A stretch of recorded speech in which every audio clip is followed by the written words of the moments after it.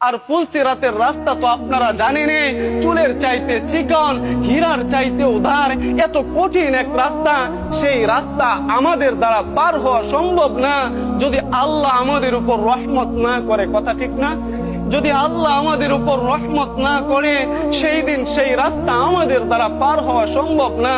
সেই দিন আল্লাহ তাআলা যখন ফুলসিরাতের রাস্তা তৈরি করে দিবেন, এরপর মুসলমান যারা সেজদা দিয়েছে তারা ফুলসিরাতের রাস্তা কেউ বিজদির আকারে পার হয়ে যাবে, আর কেউ উদ্দর্শ্বাস ঘোড়ার ন্যায় পার হয়ে যাবে, আর কেউ ধীরগতি পানির ন্যায় পার হয়ে যাবে, আবার কেউ কোনো রকমে ফুলসিরাত পার হবে। যারা সেজদা দেয় নাই তারা সেই দিন ফুলসিরাত পার হতে পারবে না। এরপর শুধু তাই নয়, আমি এই ঘটনা বলতেছি এজন্যই, বুখারী থেকে ঘটনা বলতেছি যে যখন সবাই পার হয়ে যাবে, আল্লাহ তাআলা সেদিন কেমন আমাদেরকে ভালোবাসেন, রহমতের কেমন জোয়ার সেদিন আল্লাহ তাআলার খেলবে। আপনারা শুনেন, যখন সব মুসলমান জান্নাতে যাবে, যারা দুনিয়াতে সেজদা দেয় নাই, দুনিয়াতে সুদ খাইতো, ঘুষ খাইতো, তারা ব্যতীত সবাই যখন জান্নাতে চলে যাবে, এরপর তাদেরকে জাহান্নামে দেওয়ার পরে জাহান্নামের সেই আগুন যখন তাদেরকে গ্রাস করে নিবে, আর তাদের চিল্লানি যখন জান্নাতীদের কানে যাবে, জান্নাতীরা ওই পারে গিয়া আল্লাহর কাছে বলবে, মালিক, জমিনের মধ্যে তাদের সাথে আমরা এক সময় নামাজ পড়তাম, কোনো গুনাহের কারণে তারা মসজিদে আসতে পারে নাই। আল্লাহ, সেই জায়গায় আমার মা দাঁড়িয়ে আছে, আমার বাবা দাঁড়িয়ে আছে, আমার বোন আছে। আল্লাহ, আমি তাদেরকে ছাড়া জান্নাতে যাব না। সুবহানাল্লাহ। সেদিন তারা জান্নাতে যাইতে চাইবে না। এরপর আল্লাহ তাআলা বলবেন, যাও, আজকে তোমরা যে যাকে চিনো, আজকে তোমরা তাদেরকে জাহান্নাম থেকে নিয়ে জান্নাতে চলে যাও। সুবহানাল্লাহ। এই ঘোষণা দেওয়ার পরে সবাই তাদের চিনা চিনা মানুষদেরকে দৌড়ে দৌড়ে জান্নাতে নিয়ে যাবে।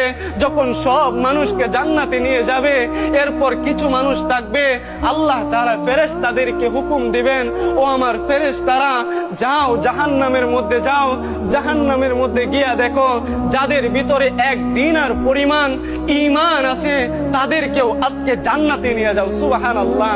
যখন এই ঘোষণা দিবে, এই ঘোষণা শোনার পরে ফেরেশতারা দৌড়ে যাবে, জাহান্নাম থেকে যাদের ভিতরে এক দিনার পরিমাণ ঈমান থাকবে, তাদেরকেও সেই দিন আল্লাহ জান্নাত দিয়ে দিবে। সুবহানাল্লাহ।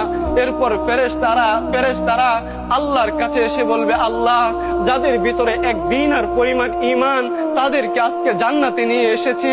এরপর আল্লাহ আবার বলবেন, আবার যাও, গিয়া দেখো যাদের ভিতরে অর্ধ দিনার পরিমাণ ঈমান আছে, তাদেরকেও আজকে তোমরা জান্নাতে নিয়ে যাও। সুবহানাল্লাহ। আহা, মনে হয় আজকে আপনারা খুশি হচ্ছেন না, না? সুবহানাল্লাহ। অনেকেই বলেন, অনেকেই বলেন না। সেই দিন আল্লাহর রহমতের একটা দৃষ্টান্ত আপনাদের সামনে তুলতেছি, আর আপনারা বোবার মতো বসে আছেন। লজ্জা হয় যে আল্লাহ তাআলা এত মেহেরবান, এত দয়াময়, এত গুনাহ করার পরেও যে আমাদেরকে শাস্তি দেয় না, আর সুবহানাল্লাহ বললেও আমাদের লজ্জা হয়। কথা ঠিক না? লজ্জা হয় আমাদের জন্য যে আল্লাহ তাআলা এত ভাবে, এত মোহাব্বত করে সেই দিন আমাদেরকে জান্নাতে দিবে। এরপর যখন ফেরেশতারা আবার আসবে, বলবে, আল্লাহ আর নাই। এরপর আবার বলবে, যাও, যাদের ভিতরে এক চুল পরিমাণ ঈমান আছে, তাদেরকেও আজকে জান্নাতে নিয়ে যাও। সুবহানাল্লাহ।